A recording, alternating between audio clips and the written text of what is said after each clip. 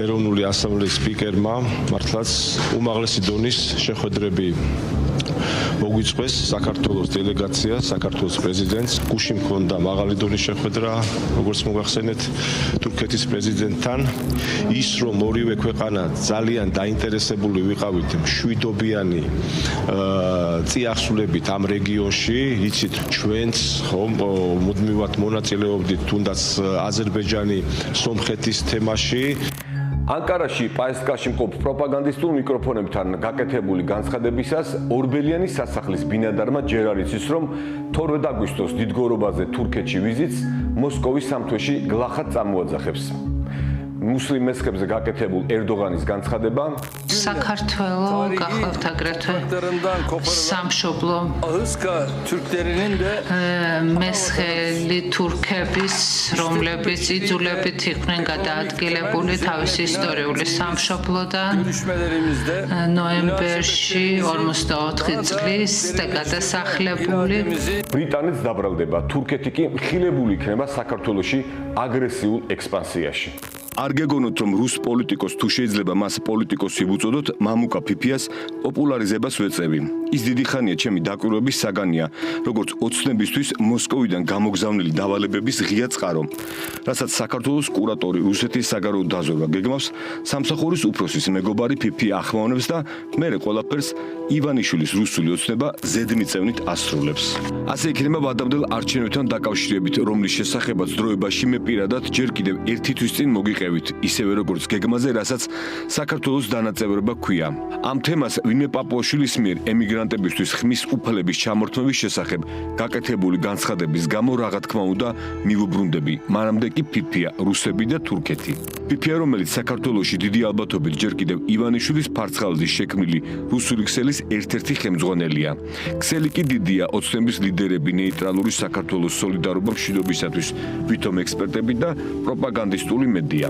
ამ სიღრმეებით ახლა აღარ დაგღლით ამ თემაზე დროებაში არაერთი რეპორტაჟი მომზადდა, რომლის ნახვაც ჩვენ YouTube არხზე მარტივად შეგიძლიათ. თუ რუსული არ იცით, მე გითარგმნით და სათაურით წარიმართა ფიფიას მორიგი გეგმური ინტერვიუ სოლოვიოვის პროპაგანდისტული კანტორის მუშაკ ვინმე აბას ჯუმასთან. თურქეთის აგრესიული ექსპანსია საქართველოში საკუთარ Facebook-ზე გამოქვეყნებულ ინტერვიუს რუსი რესპონდენტი ასე ასათაურებს. იდეაში ამ ამბავს არაფერი მოასწავებდა. ორბელენის სასახლის ბინადრის ანკარაში ვიზიტიდან 3 თვე იყო გასული, მაგრამ მოულოდნელად რუსი პროპაგანდისტი დაინტერესდა საქართველოს თურქეთთან რა ურთიერთობა აქვსო. აგრესიულ ექსპანსიას სხვადასხვა სფეროში როგორ უმკლავდებითო, ისაო ესაო თურქი მესხებიო და ფიფიამ ამოისუნთქა და რუსულად ჩაარაკრაკა. Что касается ситуации с турками. რაც შეეხება თურქეთთან სიტუაციას, ის ძალიან დაძაბულია. ის იყო ყოველთვის დაძაბული. როდესაც საქართველოს პრეზიდენტი იყო თურქეთში, შეიძლება ითქვას, რომ შუბლში მიარტყეს ასეთი საკითხი. თურქი მესხების დაბრუნება საქართველოში. და რა თქმა უნდა, ქართველიერი იყო შოკში.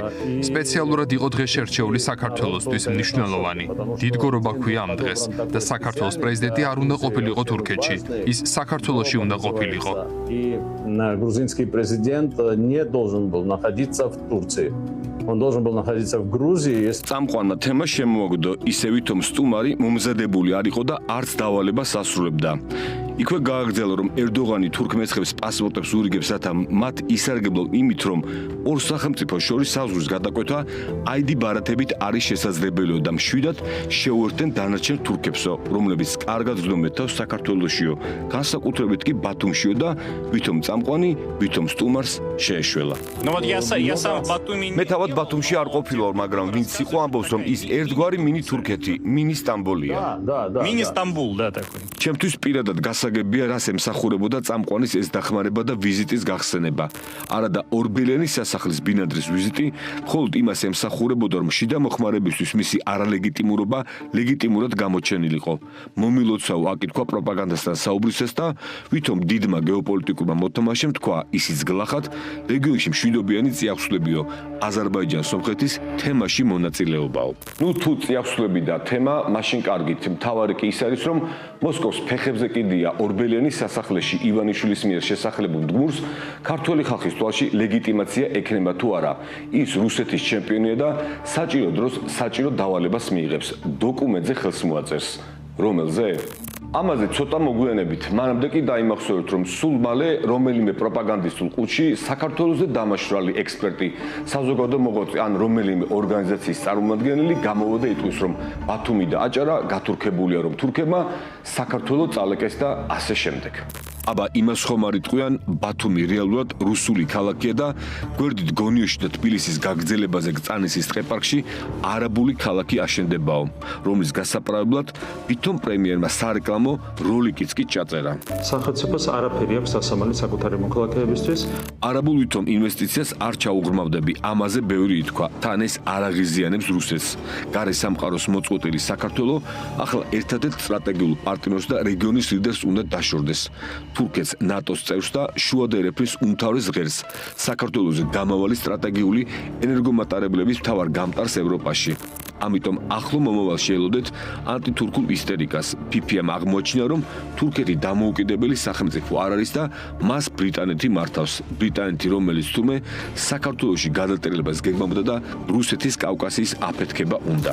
Я не знаю, до конца ли Турецкая республика არ ვიცი თურქეთის რესპუბლიკა ბოლომდე არის თუ არა თავისუფალი და დამოუკიდებელი, რადგან თურქეთის უკან ყოველთვის იდგნენ ბრიტანელები. ამასთან ბრიტანელები ცდილობენ გააძლიერონ გავლენა რეგიონზე, არ მხოლოდ თურქეთზე, საქართველოზე, აზერბაიჯანზე, სომხეთზე.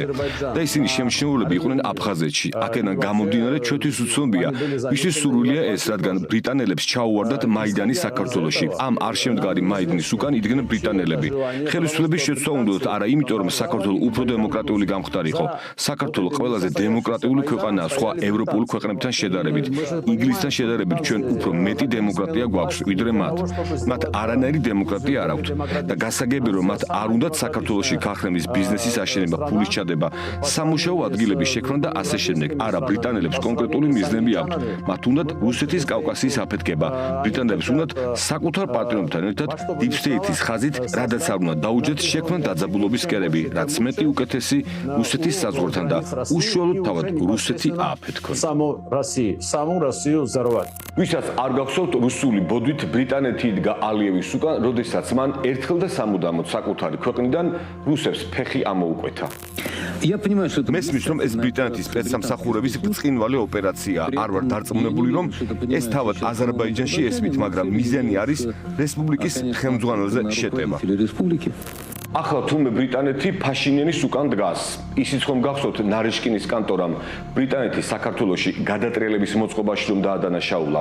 ამის შემდეგ რომ ივანიშვილის მოლაპარაკე თავებმა კოლექტიურმა კობახიზებმა და პაპოშმა ბრიტანეთი ერთხმად დაგმეს, ესიც ხომ გახსოვთ ბრიტანეთის ელჩი დაიბარეს, ლანძღეს და ასე შემდეგ.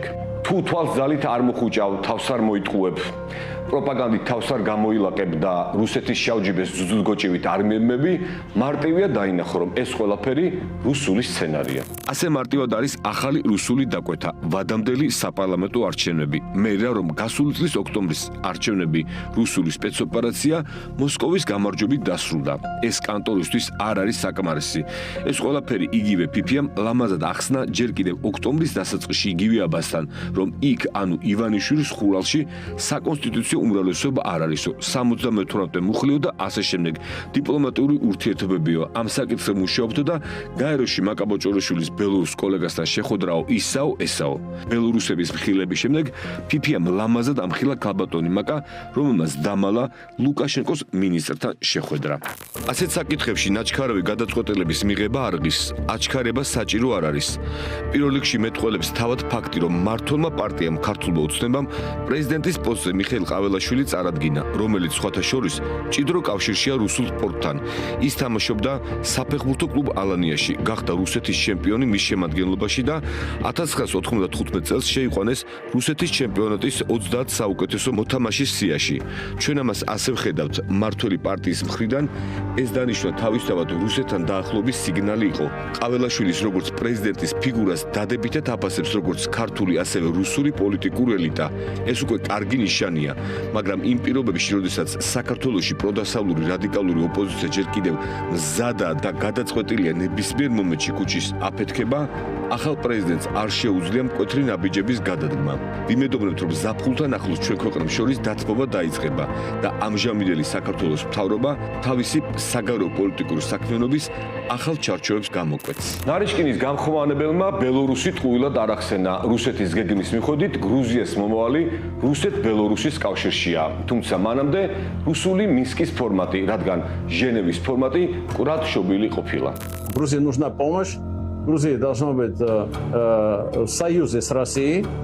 საქართველოს სჭირდება დახმარება, საქართველო უნდა იყოს რუსეთის ფედერაციასთან კავშირში. საქართველოს სჭირდება სამოკავშირო ურთიერთობა რუსეთთან და ბელორუსთან. მხოლოდ ასე დავიცვათ ჩვენ ინტერესებს და სუვერენიტეტს. საქართველო იბრძვის და ომობს დამოუკიდებლობისთვის ბრძოლა ახლაც გრძელდება. ჩვენ ამ დრომდე არ მიგვიღია ნანატრის სუვერენიტეტი. თუ ჩვენ ვიქნებით ამ კავშირში, გვექნება სუვერენიტეტი, რადგან ჩვენ ბელორუსის მაგალითზე ვხედავთ, როგორ არის ყველაფერი მოწყობილი. ვხედავთ, როგორ თანასწორობაა რუსეთსა და ბელორუსს შორის. ლოგიკიდან გამომდინარე შევხედეთ სიტუაციას და 2023 წელს ჩვენი პარტიის სახელით განვაცხადეთ, რომ უნდა შეიცვალოს ფორმატი, რომელიც მკვდარი ფორმატია. იქ არანაირი შანსი არ არის რამეზე შეთანხმების, რადგან იქ სხედან ადამიანები, რომლებიც დაიწყეს ყველა ეს კონფლიქტი. იქ სხედან ადამიანები, რომლებიც მხარს უჭერენ ამ კონფლიქტს, რომ ჩვენ არც ერთ შემთხვევაში არ მოვილაპარაკოთ რამეზე, რომ არც ერთ შემთხვევაში ჩვენ არ მოგვეცეს სატრანსპორტო მაგისტრალების განბლოკვა. მათ შორის რუსეთთან, რომ ჩრდილოეთ სამხრეთი არ გაიხსნას. შვეიცარია ამჟამად არ არის ნეიტრალური ქვეყანა, რადგან მათ მოპარეს რუსეთს ფული. ისინი შეუერთდნენ ანტირუსულ სანქციებს. ჩვენ ვამბობდით, რომ რუსები იქ არ ილაპარაკებდნენ და ამის მერე გააკეთა რუსეთის საგარეო საქმეთა სამინისტრომ განცხადება, რომ ამ ფორმატის გადატანის მომხრე, რადგან ისინი არ არიან ნეიტრალური მხარე. ჩვენ ქართველები გრძნობთ, რომ სწორედ ბელორუსი არის ყველაზე ნეიტრალური სახელმწიფო. ჩვენ გვჯერა მინსკის форматის, რაც მალე გადავიტანთ ფორმატს მინსკში, მით უფრო კარგი იქნება ჩვენთვის და ყველასთვის. Формат, минский формат, и это чем раньше перенесем, тем лучше будет для нас, для всех. და სათქმელიც ამ ფიფიამ მე რამდენე თქვა, უკვე მეც სათვალავი ამერია. რამდენჯერ მოყვევი, რომ რუსეთი დაჟინებით ითხოვს ივანიშვილისგან თბილისმა დასავლეთის გარეშე და ისე რომ ვითომ რუსეთი არაფერ შუაშია, პირდაპირ მოლაპარაკებები გამართოს ოკუპირებულ სოხუმთან და ცხინვალთან. ეგრეთ წოდებული თავდაუსხმელობის აქტის შეთანხმებაზე ხელი მოაწეროს. შეთანხმების ასრულების შემთხვევაში თბილისი თავად ქმნის პრეცედენტს კონფლიქტის მხარებად და საერთაშორისო სამართლის სუბიექტებად აღიაროს არა რუსეთი, არამედ სოხუმის და ცხინვალის რეჟიმები. ასევე მე რამდენად ვთქვები, რომ ეს ყველაფერი ჯერ კიდევ შარშან უნდა ეთქვა გაეროს ტრიბუნიდან კობახიძეს, მაგრამ ვერ დაწელს უკვე ორბელენის სასახლის ბინადარს, მაგრამ ვერც მან და ცოტა დაგვიანებით, მაგრამ მაინც ორბელიანის მდგმურს საყვედური მიარტყეს საჯაროდ. არა და თვით ფიფია მას როგორ აქებდა და ადიდებდა რუსეთის ჩემპიონს. И знаете, очень полезно, что сама министр напрямую ძალიან სასარგებლოა, რომ თავად მინისტრი პირდაპირ შეხვდა საგარეო საქმეთა მინისტრს. საქმე ის არის, რომ მას შეუძლია არა მხოლოდ ბელორუსის, არამედ რუსეთის აზრის გახმოვანება, რადგან ჩვენ ჯერჯერობით ოფიციალურად კონტაქტი არ გვაქვს რუსეთთან. იყო ერთი არაოფიციალური კონტაქტი, მაგრამ ეს საკმარისი არ არის. ჩვენ რა თქმა უნდა გვინდა დიპლომატიური ურთიერთობა, რომ ოფიციალურ დონეზე უფრო მეტი კონტაქტი იყოს, რადგან რეგიონში დაგროვდა ძალიან ბევრი პრობლემა. ეს უფრო და უფრო გროვდება როგორც ზვავი. საკითხები გადასაჭრელია. ეს საკითხები ეხება კონკრეტულად რუსეთის, კონკრეტულად საქართველოს ტერიტორიულ მთლიანობას. ამიტომ კონტაქტი საჭიროა უფრო ხშირად. კარგია რომ ეს კონტაქტები დაიწყო ბელორუსის გავლით. საჭიროა რომ ეს გაძლიერდეს და ვფიქრობ ახლა ქალბატონმა მინისტრმა ბევრი იცის და აქედა გამომდინარე იმოქმედებს. Госпожа министр многое знает и будут действовать исходя из этого. ჩემი ვარაუდით ორბელიანის თმურის საჯარო გაკრიტიკების პარალელურად ვისაც საჭიროა იმასაც აუწყეს, რომ დრო აღარ ითმეს სპეცოპერაცია ბოდიშ ანტიდასავლურ ანუ ანტიქართულ კამპანიას, პოლიტიკური ოპონენტების ციხეში გამოწყდებას, ოპოზიციის გაუქმებას, გამჭვირვალობის სახელით სამოქალაქო სექტორის და მედიის განადგურებას, მოქალაქეების მასობრივ რეპრესიას, რაც მთავარია ივანიშვილის სულუკიანის ღალატის კომისიის დასკვნას, რომ 2008 წლის ომში რუსეთი არათუ აგრესორი, არაფერ შუაში არ არის, ფინალი სჭირდება და პაპუაშვილმა სათქმელი თქვა. ყოფილი სამხრეთ ოსეთის ავტონომიური ოლქის ტერიტორიაზე შექმნილი ადმინისტრაცია გააუქმა. ადმინისტრაციის შექმნის გადაწყვეტილებები გარე ძალების გეოპოლიტიკური თამაშის ნაწილი იყო, რამაც რეგიონში ვითარების ესკალაცია გამოიწვია და საბოლოოდ ქვეყანა ომამდე მიიყვანაო. ჩაარაკრაკა რუსული ქართულად ვინმე პაპუაშვილმა. გარუსებულმა თბილისმა ოკუპანტი კიდევ ერთხელ გაათავისუფლა 2008 წლის პასუხისმგებლობისგან. ამ ფონზე მე პირადად არ გამიკვირდება, რომ სულ მალე დევნილობაში მყოფი აფხაზეთის ავტონომიური რესპუბლიკის მთავრობა და უზენაესი საბჭოს გაუქმდეს. მოსკოვს და მის მიერ ოკუპირებულ სოხუმს არაფერში არ ჭირდება ეს კანტორა. ბოლო-ბოლო ჟენევის ფორმაც რომ გააუქმებს თბილისი და მინსკში ეგრეთ წოდებულ მოლაპარაკებებზე დაჯდება რუსეთის მიერ აღიარებულ ოკუპირებულ ტერიტორიებთან არ გაღიზიანდნენ სოხუმში. კომპრომისზე, დათმობაზე ხომ უნდა წავიდეთ. ამასობაში კი როგორც ყველაფერი რუსულზე, ნელ-ნელა პროპაგანდა შემოგვაპარებს, რომ ამ გლობალურ ტურბულენტობაში, როდესაც ვაშინგტონი, ბრიუსელი, ლონდონი ქართულ იდენტობას გვაკაგრინებს, როდესაც ქართველი ხალხი ისჯება მეორე ფრონტის არ გახსნის გამო, როდესაც ბლოკადას გვიწყობენ, იმიტომ რომ აქ სოციალური ბუნტი მოხდეს, საჭირო ეკონომიკის გახსნა, აფხაზეთის რკინიგზის აღდგენა, ეგნეთის ბაზრობა, აბა შიმშილი და ომი გინდათ? დაიმახსოვრეთ დღეს 23 ნოემბერია, ამ სიტყვებს მალე მოისმენთ პროპაგანდის ხუთებიდან. მანამდე კი მიუხედავად იმისა, რომ ვინმე კობახიძემ ბოლო 1 თვის მანძილზე არაერთხელ თქვა, რომ მომავალი არჩევნები 2008-ში იქნებაო, ახალი წლის მერე თარიღს ნუ მომთხოვთ, მართლა ვანგა კი არ ვარ, გაიგებთ, რომ რიგგარეში არჩევნები დაენიშნა. კობახიძეს მართლა ვინმე რამეს კი არ ეკითხება, გავრილოვის ჩამომთრევი იმასაც ამოდა გავრილოვის ღამეს არ გადავდგები, მაგრამ ბაქო-თბილისის რეისზე ჰაერში მოხსნეს. ასე იყო საჭირო და იმიტომ ბიზნეს მოქმედი ირაკლი საკუთარ კვადრატში მოძრაობს და რასაც კანტორა ეთქვის და დავალებს, იმას იზამს. მანამდე კი რომელიმე პროპაგანდისტული საშუალებისთვის ცნობილი გახდება, რომ საპარლამენტო უმრავლესობას რაღაც ჯგუფი გამოეყო, რომელსაც შესაძლოა პარლამენტში კრიზისის შექმნას და მთავრობას უნდობლობა გამოუცხადოს. ვითომ უმრავლესობის ვითომ ლიდერი ვინმე კირცხალია ნაღულიანად იტყვის, რა იქნა ხელებს ვერ გადაუგრიხავდა ვერავის, ძველი დრო ხომ არ არისო და კრიზისის განსამუხტავად ორბელიანის სასახლის ბინადარი, როგორც პოლიტიკურ არბიტრთა შორის არბიტრი და ყოველთა ქართველთა პრეზიდენტი ხურალს დაითხოვს, ვადამდელ არჩევნებს დანიშნავს. ხომ დაკბირდით დასაწყისში რუსეთის ჩემპიონია და საჭირო დროს საჭირო ფუნქციას მიანიჭებენ, დოკუმენტზე ხელს მოაწერინებენ თქო. ხო და მოაწერინებენ პარლამენტის დათხოვის და ახალი პარლამენტის არჩევნის დოკუმენტზე ხელს. ამისთვის კი ყველა წინაპირობა არსებობს. ემიგრანტებს, რომლებიც თურმე ინფორმირებულები არ ყოფილან და არჩევანს სწორად ვერ აკეთებენ, ხმის მისცემის უფლება წართმეული ექნებათ. საზოგადოებრივი ცხოვრები მოლდავეთის მოქალაქეების არჩევანის გამო მოლდოვეთში ორჯერ განცდილი მარცხის გათვალისწინებით მოსკოვი მისი გეგმის საქართველოს სახელმწიფოს განადგურების სისულოში მოყვანის გზაზე 1%-იან საფრთხესაც კი არ დაუშვებს. რეპეტიცია 2024-ში გაიარა, საზოგადოებრივი უბნების არ გახსნა, ვერ დარეგისტრირება და ბევრის პირადობის გამოყენებით კარუსელის დატრიალება. რეჟიმა იცის, რომ არჩევნებზე ჩამოსვლა და ხმის მიცემა დიდ ხარჯთან არის დაკავშირებული. განა რამდენი ათასი ადამიანი შეძლებს ჩამოსვლას ხმის მისაცემად, ან რომ ჩამოვიდეს ვის მისცეს ხმა. მაგდროისთვის პოლიტიკური ველი მოსკოვს მოსუფთავებული ექნება. ეგრეთ წოდებული საკონსტიტუციო სასამართლოს მოქმედების მიხედვით რასის სწრაფით აკრძალავს ოპოზიციას, გასაგები გახდება არჩევნების თარიღიც, ადრეული თუ გვიანი გაზაფხული. ვინც ამ ვარაუდის შემდეგ მუცლით მეზღაპრე და მკითხავი მიწოდეთ, ეგრე იყოს. გიორგობას გილოცავთ და ვისაც გეკუთვნით, ვარდების რევოლუციის 22 წლის თავს.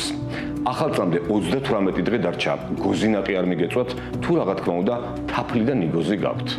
Wonderful time of the year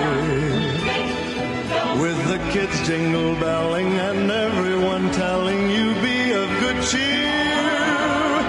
It's the most wonderful time. სანამ ტრადიციულ ფინალს შემოგთავაზებთ, არც გაკითხვა, არც დამუნათება, არც კრიტიკა. პირიქით, ჩემი სოლიდარობა ივანიშვილის საპყრობილეში ყოფ ყველა პოლიტპატიმარს. და მათ და გარეთ დარჩენილებს მინდა მიმართო და პირობას ვდებ ეს ბოლო მიმართვაა. ეს კაცი ყველანაირ ნიშანს გაძლევთ იმისას, რომ ძალა მართლა ერთობაშია და არა შუაშისტობაში. არც პროპაგანდის მიერ კულტივირებულ, არც ნაცი, არც ქოცი. დანარჩენი თქვენიც. მომავალი ვითომ პარლამენტი, ანუ გასუდასტვენე დუმა წიფლისკაი გუბერნი, აფხაზეთს და სამაჩაბლოს რუსულ დამოუკიდებლობას აღიარებს. ქუჩაში გამოსვლელი არავინ იქნება. ამ დროისთვის არც ერთი კრიტიკული მედია აღარ იარსებებს. ვინც გაასწრებს, ვინც ამ აპოკალიფს მაინც შეეწინააღმდეგება, მათთვის დაჭერის გარდა სხვა გეგმაც აქვს პატარა დიქტატორს. რა გეგმა? ამაზე შემდეგ დროებაში.